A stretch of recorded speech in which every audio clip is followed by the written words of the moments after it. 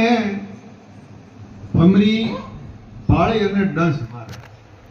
ઈ એમને એમ હાલી જાય કે ગણકારે જ નહીં તો એને નો ભમરી પકડે નહીં. અને એક ઈયળને ડંખ મારે એટલે ગુંડલું વળી જાય. કાબરી ઈયળ જેવી આવે, એને ડંખ મારે એટલે ગુંડલું વળી જાય. ગુંડલું વળી જાય એનું કામ નહીં. પણ જેને ડંખ મારતા એને જેને તડફડાટ ઉપડી જાય છે. આ સંતો તો બધાને ડંખ તો ઠણક તો મારે છે, પણ તડફડાટ કોઈને ઉપડતો નથી. તડફડાટ ઉપડે ઈ જીવ ભાગશાળી છે, ઈ જિજ્ઞાસુ છે. તડફડાટ ઉપડે ઈ જિજ્ઞાસુ છે.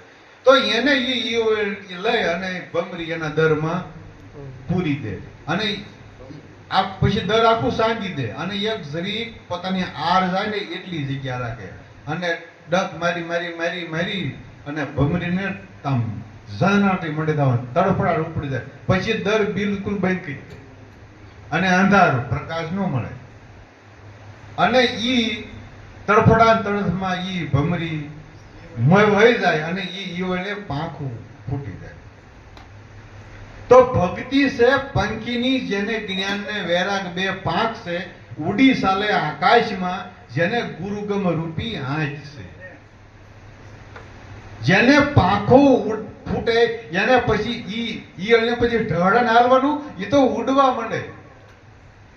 એમ સદગુરુ કૃપાથી જેને આ તમને આ વિહંગ માર્ગ પંખીનો કે જ્યાં ફળ છે ત્યાંથી ઉડીને સીધું ફળ માથે બેહે, એને ઢહડા કરવાના ન હોય.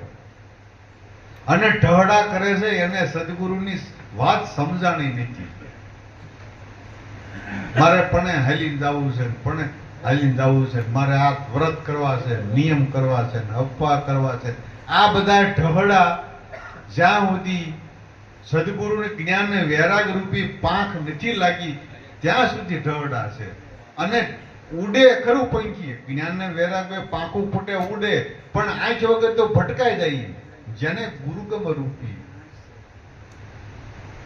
સતગુરુ બિના બાત કહેસી, ગુરુ ગમ બિના બાત કહેસી, કોઈ મિલે સંત ઉપદેશ. ગુરુ ગમ વગર એ ઉડે ક્યાંથી? આ તો ઉડ્યાન માર્ગ છે. કર્મ માર્ગ એટલે કીડી માર્ગ. એક કર્મ કરે ને બીજું કર્મ ઊભું રહે. ગારાથી ગારો કોઈ દી ધોવાય નહીં અને તેલે અગ્નિ કોઈ દી બુઝે નહીં. માટે જે આ જે ભ્રાંતિ જે થઈ છે એ અન્ય સાધનોથી મટે એવું